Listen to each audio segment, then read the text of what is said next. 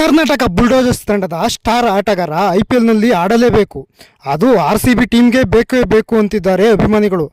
ಅದೆಷ್ಟೇ ದುಡ್ಡು ಖರ್ಚಾದ್ರೂ ಪರವಾಗಿಲ್ಲ ರೀ, ಈ ನಟ ಮಾತ್ರ RCBಗೆ ಬೇಕು ಅಂತಿದ್ದಾರೆ.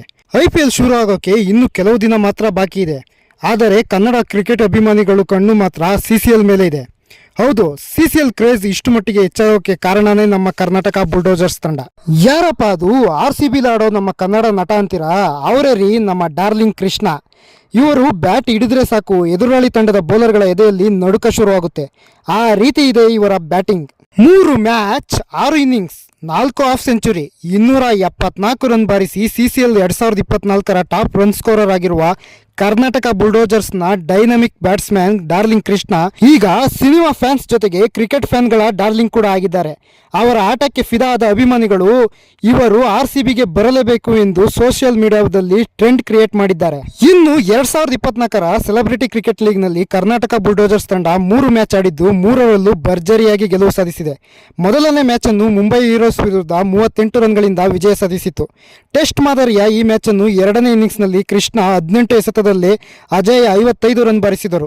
ಶಾರ್ಜಾ ಕ್ರಿಕೆಟ್ ಗ್ರೌಂಡ್ನಲ್ಲಿ ನಡೆದ ಮ್ಯಾಚ್ನಲ್ಲಿ ಕೃಷ್ಣ ಸ್ಟೇಡಿಯಂ ಆಚೆಗೆ ಸಿಕ್ಸರ್ ಬಾರಿಸುವ ಮೂಲಕ ಅಭಿಮಾನಿಗಳನ್ನು ರಂಜಿಸಿದರು. ಇನ್ನು ಹೈದರಾಬಾದ್ನಲ್ಲಿ ನಡೆದ ಬೆಂಗಾಲ್ ವಾರಿಯರ್ಸ್ ವಿರುದ್ಧದ ಪಂದ್ಯದಲ್ಲಿ ಮೊದಲ ಇನ್ನಿಂಗ್ಸ್ನಲ್ಲಿ 33 ಬಾಲ್ನಲ್ಲಿ 72 ರನ್ ಬಾರಿಸಿದ ಕೃಷ್ಣ 2ನೇ ಇನ್ನಿಂಗ್ಸ್ನಲ್ಲಿ 21 ಬಾಲ್ನಲ್ಲಿ ಅಜಯ್ 54 ರನ್ ಬಾರಿಸಿ ಬೆಂಗಾಲವನ್ನು ಬೆಂಡೆತ್ತಿದರು. ಇದರಿಂದ ಕರ್ನಾಟಕ ಬುಲ್ಡೋಜರ್ಸ್ ತಂಡ 30 ರನ್ಗಳಿಂದ ಗೆಲುವು ಸಾಧಿಸಿತು. ಇನ್ನು ಬದ್ಧ ವೈರಿ ಚೆನ್ನೈ ವಿರುದ್ಧದ ಪಂದ್ಯದಲ್ಲಿ ಮೊದಲ ಇನ್ನಿಂಗ್ಸ್ನಲ್ಲಿ 24 ಬಾಲ್ನಲ್ಲಿ 57 ರನ್ ಸಿಡಿಸುವ ಮೂಲಕ ಟೂರ್ನಿಯಲ್ಲಿ ಸತತ 4ನೇ ಹಾಫ್ ಸೆಂಚುರಿ ಬಾರಿಸಿದರು. 2ನೇ ಇನ್ನಿಂಗ್ಸ್ನ ಕೊನೆಯಲ್ಲಿ ಬಂದ ಕೃಷ್ಣ 6 ಬಾಲ್ನಲ್ಲಿ 20 ರನ್ ಅನ್ನು ಚಚ್ಚಿದರು. ಇದರಿಂದ ಚೆನ್ನೈ ವಿರುದ್ಧದ ಪಂದ್ಯದಲ್ಲಿ ಕರ್ನಾಟಕ ಬುಲ್ಡೋಜರ್ಸ್ ತಂಡ ಭರ್ಜರಿ 67 ರನ್ಗಳ ವಿಜಯ ಸಾಧಿಸಿತು. ಇನ್ನು ಎಲ್ಲ ಮ್ಯಾಚ್ನಲ್ಲೂ ತಮ್ಮ ಮಿಂಚಿನ ಬ್ಯಾಟಿಂಗ್ ಜೊತೆಗೆ ಬೌಲಿಂಗ್ನಲ್ಲೂ ಮಿಂಚಿದ ಕೃಷ್ಣ ವಿಕೆಟ್ಗಳ ಬೇಟೆಯನ್ನು ಸಹ ಆಡಿದರು.